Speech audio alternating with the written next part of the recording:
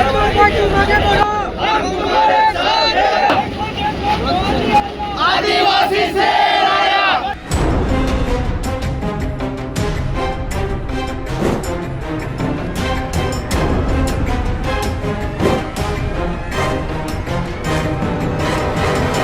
નજીક કોસંબા ખાતે આવેલી ગોલ્ડી સોલાર કંપનીમાં કર્મચારીઓનો પગાર અને અન્ય સુવિધાઓને લઈને ચાલી રહેલા હડતાળ મામલાને આમ આદમી પાર્ટીના ધારાસભ્ય ચૈતર વસાવાએ સક્રિય ભૂમિકા ભજવી છે। કર્મચારીઓની પડતર માંગણીઓના મુદ્દે ધારાસભ્ય વસાવાએ આજે કંપનીના મેનેજમેન્ટ સાથે મુલાકાત કરી હતી અને ગંભીર ચર્ચા વિચારણા કરી હતી। ચૈતર વસાવાએ માહિતી આપી હતી કે કર્મચારીઓના ઓછો પગાર મળવો, ટ્રાન્સપોર્ટેશન અને કેન્ટીનમાં વધુ પૈસા કાપવા, પીએફ કપાય છે તેની સામે કંપની પણ પીએફ જમા કરાવે છે, બોનસ અને મેડિકલ લાભો મળે જેવી કુલ 7 થી 8 જેટલી મુખ્ય માંગણીઓ હતી।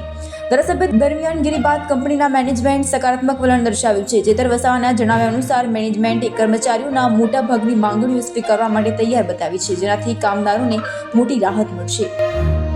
મુખ્ય બે માંગણીઓ છે પીએફ જમા કરાવવાની અને પગાર વધારવાની માંગણીઓ મુદ્દે હાલ નિરાકરણ લાવવાનો પ્રયાસ ચાલી રહ્યો છે અને આ અંગે ઝડપથી યોગ્ય નિર્ણય લેવાય તેવી શક્યતા છે। આ ઉપરાંત ધારાસભ્ય વસાવાએ સરકારના પરિપત્ર મુજબ 85% સ્થાનિક લોકોને રોજગાર મળી રહે તે મુદ્દે પણ મેનેજમેન્ટ સાથે ચર્ચા કરી હતી।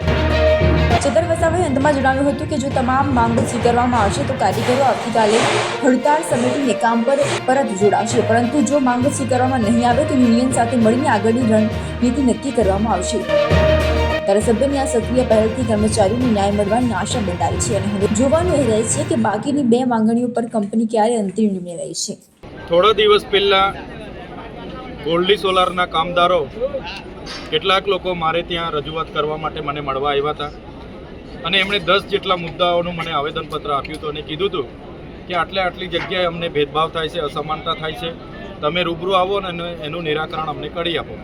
ત્યારે આજે અમે ગોલ્ડી સોલાર જે પ્રાઇવેટ લિમિટેડ કંપની છે ત્યાં આવ્યા છે, તો અહીંયા આવીને જોયું તો 6 દિવસથી કેટલાક કામદારો હડતાલ પર છે, જેમાં 850 જેટલા કામદારો હડતાલ પર છે। ત્યારે અમે એમના મેનેજમેન્ટ સાથે એના યોગ્ય નિરાકરણ માટે પ્રયાસો કરી રહ્યા છે। હાલમાં પણ એમના જે પગાર છે, પગારમાં એમને ઓછો પગાર મળે છે, ટ્રાન્સપોર્ટેશન વધારે કપાય છે, કેન્ટીનમાં વધારે કપાય છે અને બીજું એમનું પીએફ જે કપાય છે એક પ્રકારે સામે કંપની પણ પીએફ જમા કરે, બોનસ એમને યોગ્ય મળે, મેડિકલ એમને મળે, સાથે સાથે 85% જે ગુજરાત સરકારનો પરિપત્ર છે કે સ્થાનિકને 85% રોજગારી મળે, જેવી અનેક બાબતોને લઈને અમે ચર્ચા કરવાનું અમારું ચાલુ છે। ત્યારે ઘણી બાબતો અમારા ધ્યાન પર આવી છે જે કંપની મેનેજમેન્ટને અમે મૂકી છે અને કંપની મેનેજમેન્ટ પણ અમને કીધું છે કે અમે ઉપરના જે એમના હેડ છે એમની સાથે ચર્ચા કરી અને 1 by 1 એનું નિરાકરણ લાવવા માટે એ લોકો પણ પ્રયાસ કરે છે।